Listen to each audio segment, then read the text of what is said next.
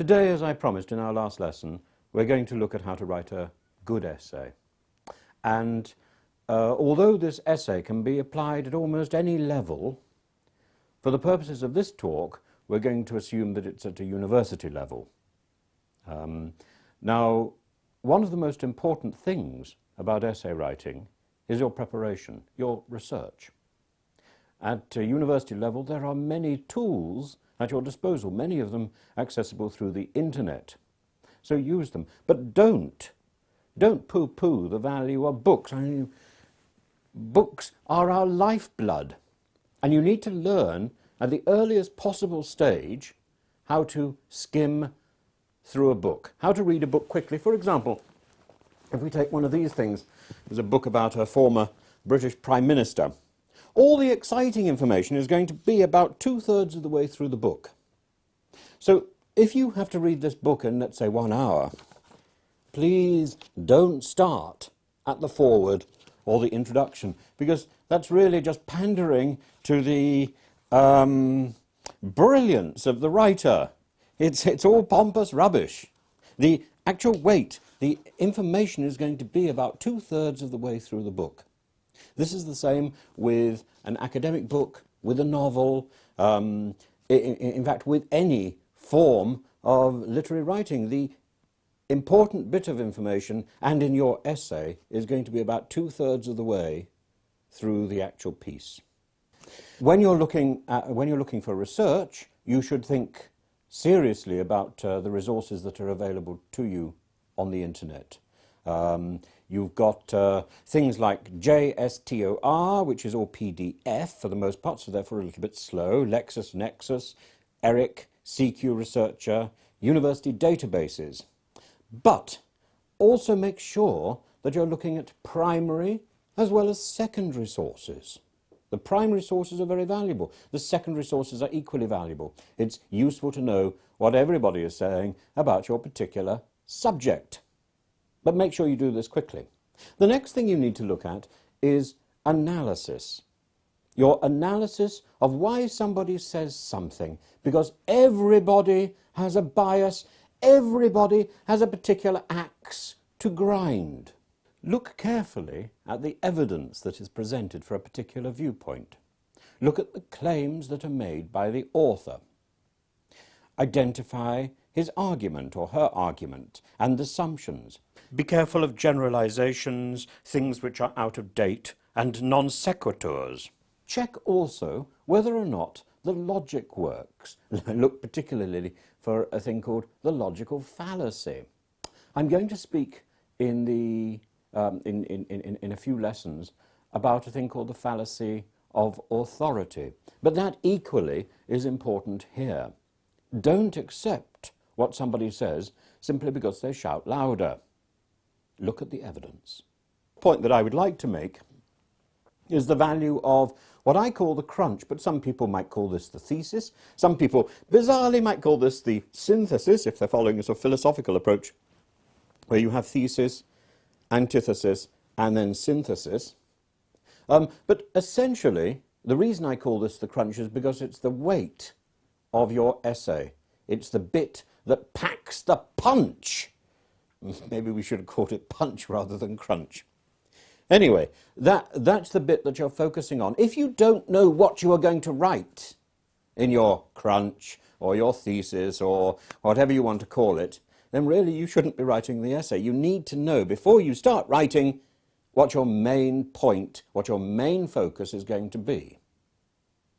And finally, before we look at the little film, let me just reiterate, please plan, plan, plan. There is nothing more important than a plan. And a plan can be done in literally 1 minute. All you have to do is focus on your crunch. And then hold back. Make sure you don't say anything about that until you get there. Let's listen to what we had to say about 2 years ago. And first of all, we're going to listen to the wise advice of the turkey. An essay is about a presentation of not only your ideas, but also the ideas you've acquired, which prove that you understand the subject. When we're thinking about the essay, we're particularly thinking about these brief essays which we write in examinations, which are going to last, three-quarters of an hour. But the same principles will also work by extension, simply by expanding what here we're going to refer to as paragraphs. So an essay is made up of a series of units, let's say 5 units. We're going to write them down, 1, 2, 3, 4, 5, and we might call these paragraphs. Unit 1 would be the introduction, and Unit 5 would be the conclusion. Units 2 and 3, paragraphs 2 and 3, are those paragraphs where you are going to demonstrate to the reader that you know what you're talking about. These paragraphs need to establish that everything is balanced. So, for example, in an argumentative essay, maybe paragraph 2 would be the reasons for the proposition, and paragraph 3 would be the reasons against the proposition. But there's a certain leeway here. Maybe paragraph 2 would be your main reasons for and your main reasons against, and paragraph 3 would be your subsidiary reasons for and against. Now, there is only one way to write an essay, and that is to plan it. And the plan, the important bit of the plan, is not necessarily about everything that is in the essay. I've seen some plans where people have written so much they might just well have written the essay anyway. The plan is about what you don't say, about what you're not going to say at the beginning. The plan is about getting your main ideas, your best ideas on paper, and then saving them for the crunch. Paragraph 4. Paragraph 4 is where you establish very clearly that maybe some of the points in paragraphs 2 or 3 are not points you agree with. You also maybe add your own special bit of information, and it's that bit of information which is so important, which is so vital to your essay, and which is vital to your getting the good mark at the end. Paragraph 4, the crunch, is probably going to be your longest paragraph. It's going to be the paragraph where you back up your facts with good quotations. It's going to be the paragraph where you present your argument in a clever, logical, ordered way. Each paragraph that you write is a complete idea. We could take a metaphor like Cromwell in the Battle of Naseby, which is just round the corner from where I live. You might hide some of your ideas, but you might hold back your crunch, but you advance with discipline. The paragraphs are the blocks as you develop your essay. You're building up your army like a battlefield. Now, a point about length here, just very quickly. Paragraphs 1 and paragraphs 5 are probably going to be quite brief. Paragraph 1, you establish how you intend to answer the question. Paragraph 5 follows naturally from the crunch. Paragraph 5 is exactly what it says on the bottle. It is the conclusion of all this discussion. If you want to start in paragraph 5 making a new discussion, if you want to start a new idea, you might as well write a new essay. It's a waste of your time to add anything new to paragraph 5. Paragraph 5 concludes what you've been writing. It follows naturally.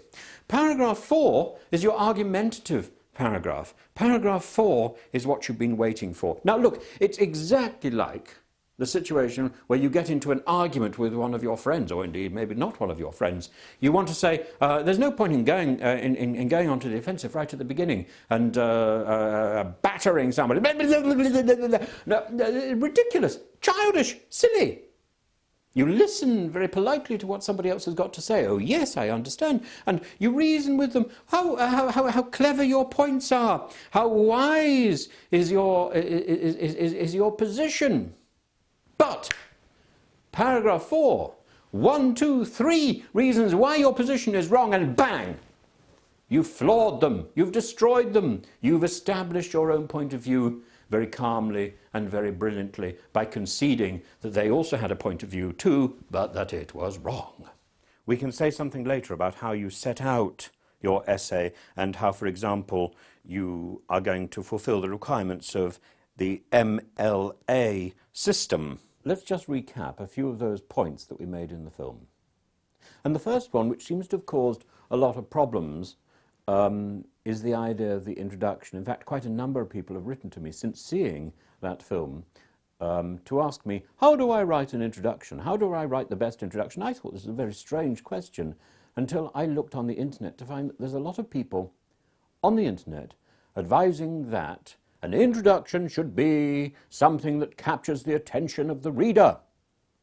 An introduction should be something that you spend a lot of time and effort thinking about. Well, frankly, in my experience, you don't have that much time or effort, number one. But number two, and this is more important, your average teacher, the person who's generally going to be reading this essay and marking it, can generally survive a few sentences of an introduction. They are not going to fall asleep or lose interest after 2 or 3 sentences. The area where you really need to keep their attention is once the essay has started. You need to pay particular attention to the way that you present your arguments in paragraphs 2 and 3, and particularly in the crunch. So don't get worried about the introduction. Don't try to be George Orwell. If you are, spectacular. But if you are not, please don't worry about trying to say something original. There's not that much that you can say that is truly original. That's point one. Point two, please take the opportunity of using that introduction to fashion your essay in the way that you want it to be read. So if the question is perhaps a little bit vague, by all means, use the introduction to make it specific. Set out your stall. Indicate what you intend to do, but do so succinctly. Don't spend too much time on it. The introduction, again, let me repeat, should be brief. And the conclusion, again, let me repeat, should be brief. If you're going to spend a lot of time on either the introduction or the conclusion, really you are wasting time. Your time is best spent on that 4th paragraph on the crunch. There is a view, particularly in France, that the conclusion should hint that there is more to be said. If you want to do this, by all means do, but don't spend too much time on it. If there's more to be said, frankly, I would ask, why haven't you said it? A final point that we might say before we finish this lesson is about language. Now, many of you may have undergone the rigours of the SAT test and you've learnt all these extraordinary words. But be careful. I'm not saying don't use extraordinary words. Extraordinary words are wonderful. But be careful that you really know how to use them and that you're not going to misuse them. There is nothing worse than seeing the misuse of a word like esoteric or excoriate. These words have a perfectly good and valuable meaning. We don't want it to be messed up by somebody who's just showing off. That's the first point here. The second point probably we use to back this up. Because what is better? To have lots of words that nobody understands in your essay, or to explain something which is very complicated in the language that an intelligent 5-year-old or 7-year-old might actually understand? I would always opt for that option. I would always say, please try and write clearly in a way that an intelligent child would understand you. It's much cleverer to be able to explain something complicated in simple language than to make something that is simple seem really complex. You're not working for some strange dictatorial bureaucracy. You are trying to explain something.